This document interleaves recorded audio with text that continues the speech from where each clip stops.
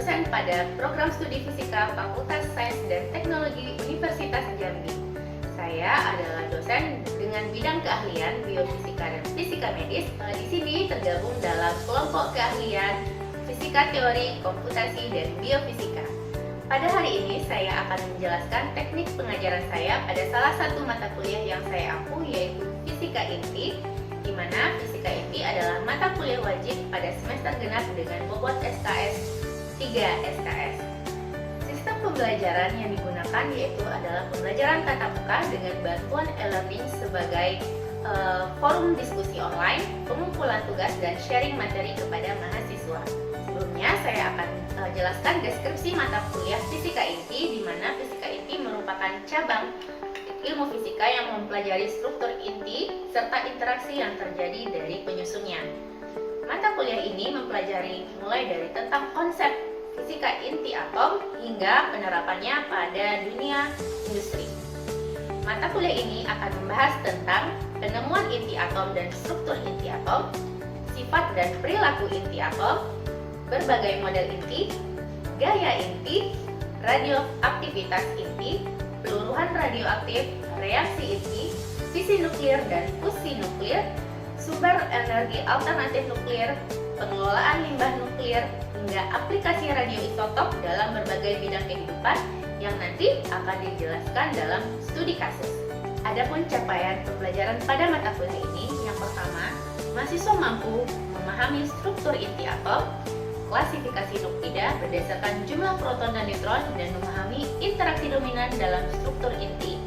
Yang kedua, mahasiswa mampu menerapkan sifat-sifat inti dan perilaku inti berdasarkan konfigurasi proton dan neutron, memahami karakteristik berdasarkan energi ikat per nukleon. Yang ketiga, mahasiswa mampu memahami tingkat-tingkat energi, interaksi yang terlibat, dan memahami karakteristik inti berdasarkan sifat spin dan paritas. Yang keempat, mahasiswa mampu memahami berbagai karakteristik model inti. Yang kelima, mahasiswa mampu memahami konsep stabilitas inti dan radioaktivitas. Yang keenam, mahasiswa mampu memahami mekanisme peluruhan radioaktif, prinsip kekekalan muatan, dan prinsip kekekalan materi dan energi. Yang ketujuh, mahasiswa mampu memahami perbedaan antara reaksi fisi dan reaksi fusi. Yang kedelapan, mahasiswa mampu memahami sumber energi alternatif berbasis reaksi fusi, memahami aplikasi radioisotop dalam berbagai bidang kehidupan, dan memahami pengelolaan limbah nuklir. Yang terakhir, mahasiswa mampu memahami berbagai isu penting teknologi nuklir dan aspek kemanfaatannya melalui studi kasus, dan mempresentasikan hasil studi kasus secara kritis, sistematis, inovatif, dengan penuh tanggung jawab. Nah, setelah kita tahu tentang gambaran singkat tentang mata kuliah Fisika Inti yang saya ampuh, selanjutnya saya akan menyampaikan metode pembelajaran yang digunakan dalam mata kuliah ini. Yang pertama yaitu adalah metode ceramah, bagaimana saya menyampaikan materi kepada mahasiswa. Yang kemudian ada diskusi kelas, di mana mahasiswa berinteraksi dan membahas soal-soal dan mempelajari materi-materi yang bisa didiskusikan. Yang kemudian adalah case study atau problem based learning, di mana pada case study ini mahasiswa diminta untuk memecahkan sebuah studi kasus yang dibagi dalam beberapa kelompok yang bertujuan agar mahasiswa mampu memahami berbagai isu tentang teknologi nuklir dan aspek kemanfaatannya. Contohnya, mahasiswa mampu membedakan antara reaksi fisi dan reaksi fusi, di mana ada reaksi yang selama ini kita gunakan reaktor fisi. Nah, para peneliti sekarang sedang mengembangkan reaktor fusi. Bagaimana sih permasalahan-permasalahan yang dihadapi dalam pembangunan reaktor fusi ini? Nah, kemudian juga membahas isu update tentang pro kontra pembangunan PLTN di Indonesia, kemudian tentang limbah nuklir, dan lain-lain. Terakhir adalah metode asesmen, bagaimana saya menilai mahasiswa. Pada awal perkuliahan, saya selalu menjelaskan tentang kontrak perkuliahan yang kita sepakati bersama antara pengajar dan mahasiswa, sehingga mahasiswa tahu dalam kontrak perkuliahan ini bagaimana cara saya menilai, dan mahasiswa akan tahu secara transparan bagaimana pelaksanaan penilaian hingga akhir. Berikutnya, tentang teknik penilaian yang dilakukan pada mata kuliah fisika inti. Bobot per kategorinya adalah aktivitas partisipatif mendapatkan bobot 5%, kuis atau asesmen dengan bobot 5%, UTS dan UAS masing-masing 15%, kemudian tugas 10%, dan case study mendapatkan bobot terbesar yaitu 50%. Di mana pada metode pemecahan kasus ada beberapa tahapan, ada tahap persiapan studi kasus, tahap analisa kasus, tahap pemecahan dan solusi kasus, hingga presentasi penyampaian hasil analisis pemecahan kasus. Selanjutnya, saya akan memberikan cuplikan pengajaran saya pada mata kuliah fisika inti secara tatap muka. Namun, pada saat pembelajaran, terkadang ada masalah teknis yang tidak dapat dihindari. Sehingga pada cuplikan ini, saya menampilkan materi melalui bantuan aplikasi Zoom Meeting agar mahasiswa tetap mendapatkan gambaran tentang materi dan bahan ajar yang dipresentasikan dan digunakan pada saat pembelajaran. Nah, ini kita akan lanjut ke materi kuliah fisika inti, yaitu tentang radioaktivitas. Dimana kemarin saya sudah belajar ya tentang struktur inti sudah. Oke, jadi kita lanjut. Intinya adalah materi setelah UTS ini kita akan bahas tentang radioaktivitas, lalu ke peluruhan inti. Peluruhan inti ini nanti ada peluruhan alfa, ada peluruhan beta, ada peluruhan gamma. Sering dengar ya? Tahu? Tapi tahu nggak alfa itu partikelnya partikel apa? Tahu? Apa?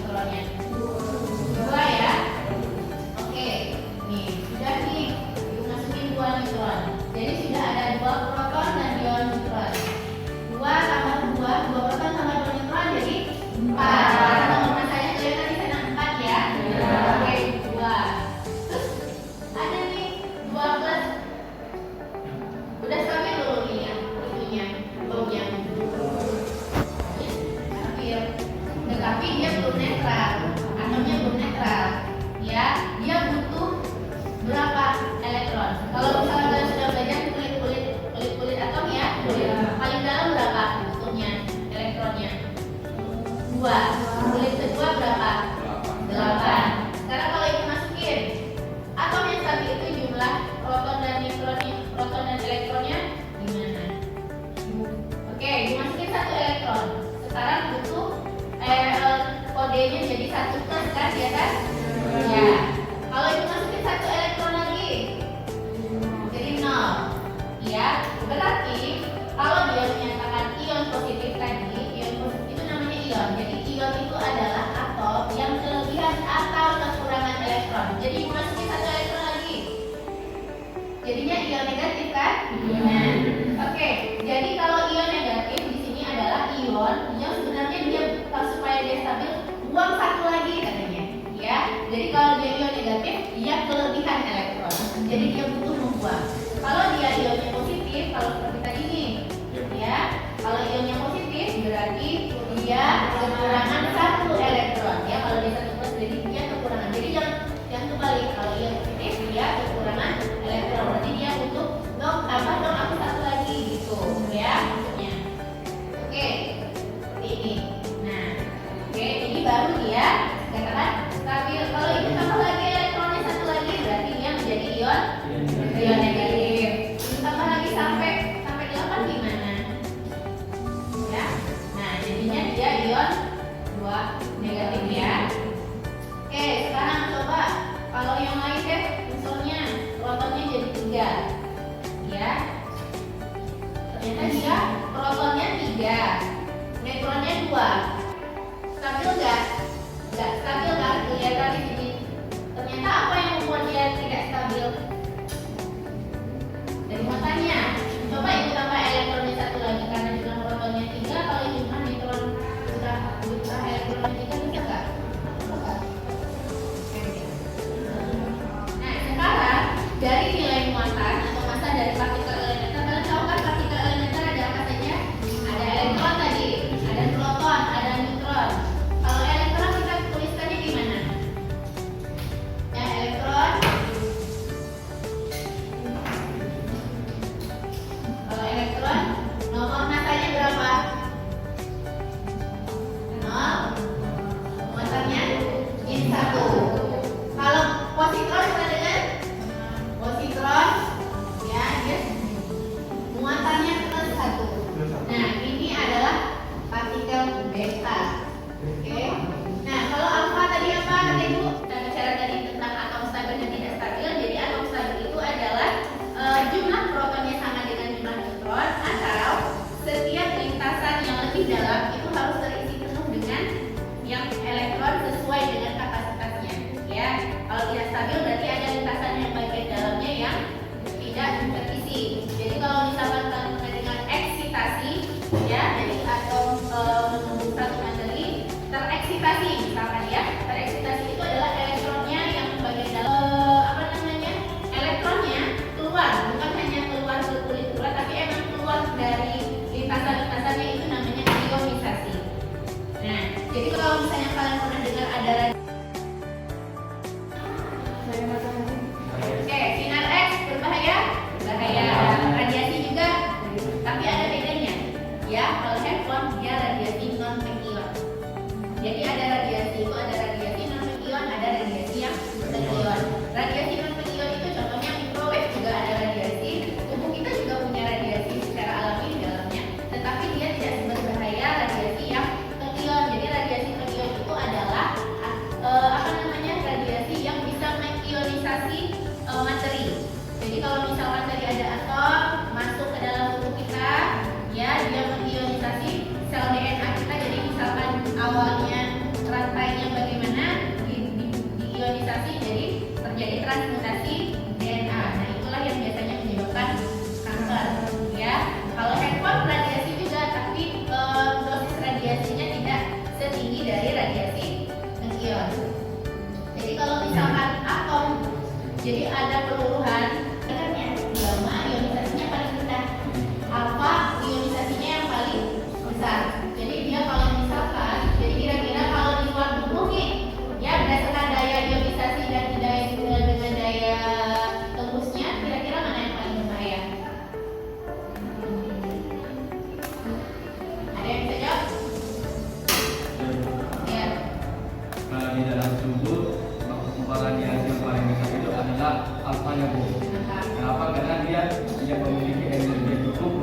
dari tubuh dan juga daya ionisasinya besar. Karena dia besar, maka dia bisa merusak di dalam tubuh kita, makanya sosial kan. Selanjutnya kalau yang di luar tubuh pada partikel semakin ke sini beta dan gamma itu lebih berbahaya. Karena kenapa? Karena dia bisa menembus kulit serta masuk ke bagian organ tubuh kita. Benar ya. Jadi kalau di luar tubuh yang lebih berbahaya itu beta dan gamma. Kenapa? Karena dia bisa menembus kulit dan masuk ke dalam organ tubuh kita. Ya, daya tembusnya besar nih tadi ya. Nah, tapi kalau di dalam tubuh nih udah masuk ya dalam tubuh, yang paling berbahaya itu adalah si alfa. Kenapa? Karena daya ionisasinya besar tapi daya tembusnya kecil. Ya udah dalam tubuh dia nggak bisa keluar lagi nih, susah dia menembus. Oke, jadi yang paling berbahaya kalau di dalam tubuh adalah alfa. Oke, nah nanti di jenis keseluruhan itu nanti ada neuron alfa, beta dan gamma. Kita skip dulu untuk hari ini. Kita lanjut ke minggu depan. Sekarang kita bahas tentang untuk kita di proses radiasi atau peluruhan beta. Pernah dengar orang orang-orang mencari fosil tahu dia berapa tahun nih kira-kira si fosil ini sudah tertimbun? Nah, orang-orang geografi atau orang-orang yang kerjanya nyari fosil deh. Nah, itu berhubungan dengan peluruhan beta. Ya, jadi kalau radiasi kosmik kena nitrogen 14 dalam tubuh kita itu semua punya karbon. Ya, kita kan bernafas mengeluarkan CO2. Tumbuhan dan fotosintesis butuh ada karbonnya juga.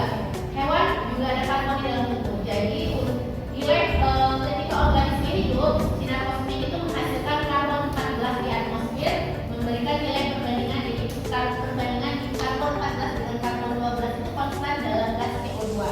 Nah, jadi dalam organisme hidup nilainya konstan 1,2 kali 10 pangkat min 12. Nah, tapi ketika organisme ini meninggal, karbon 14-nya ini nggak lagi diabsorpsi. Jadi perbandingannya jadi menurun. Nanti ada istilah namanya waktu paru. DPS itu disintegrasi per second. Disintegrasi itu artinya keseluruhan. Jadi 1 DPS itu sama dengan 1 keseluruhan per detik. Ya. Nah, M megalecule pada tanggal 1 Januari 1999. Berapa aktivitasnya pada tanggal 28 Mei 1999 jika iridium punya umur paru atau waktu parunya 74 hari. Jadi yang kita tahu di sini apa? Aktivitas mula ya. A0 100 efektif. Terus apa lagi yang kita tahu? Ya. Pada